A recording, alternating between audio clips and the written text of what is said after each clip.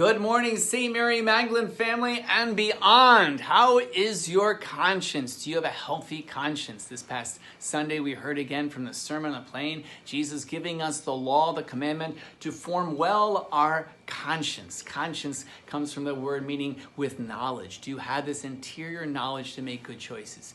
Choose wisely, choose you must. And our conscience judges us if our choices are good or bad. But according to whom? There's a worldly wisdom out there that definitely wants to deceive us and to follow the way of the father of all lies. And that's what we see in Mein Kampf by Adolf Hitler.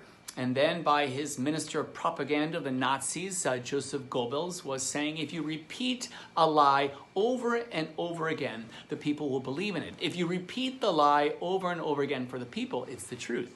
And so they repeated the lie over and over and over and over again, and then the masses of the people hated the Jews to the point that Jews deserve death. It's a lie. And there's so many today.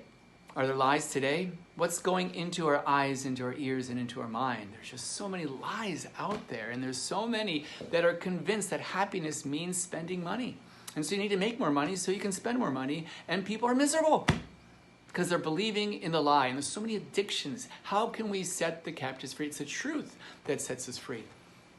So your conscience, is your conscience healthy or unhealthy? You know, we're all born and formed, but then we get deformed. And so we need to be reborn and reformed and informed so we can be transformed and conformed to Christ. We must conform our conscience to Christ. Conscience is the interior law separating good from bad. And when we do good, we feel good. When we do bad, we feel bad. That's our conscience. It's our spiritual nervous system. And this interior law must conform to the law of Christ.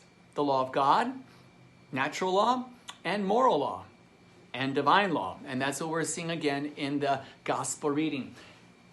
Let's start with the old Moses. First, we have the first Moses who gives us the law from the Old Testament, the Ten Commandments. And actually, we see it twice, not once, but twice. The first law and the second law. The first law was on the Mount Sinai. The second law was on the plains of Moab. The first one we see in Exodus and Leviticus. The second law in Greek is called Deuteronomy. That's what the word Deuteronomy means, the second law. And so we see it a repetition of reinforcing the importance of obeying the laws, the commandments of God. Who is the new Moses who gives us indeed the new commandment? And that's the good news, is that Jesus is. He's the new covenant, and he is the new Moses, giving us the new commandment. And if we obey him, right?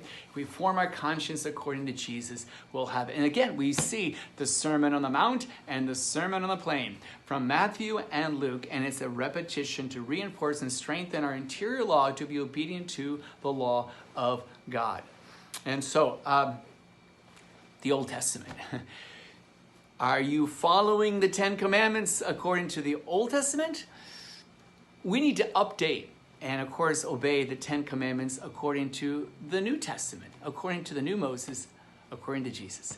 And that's part 2, to form well our conscience for this wonderful season that's coming of Lent.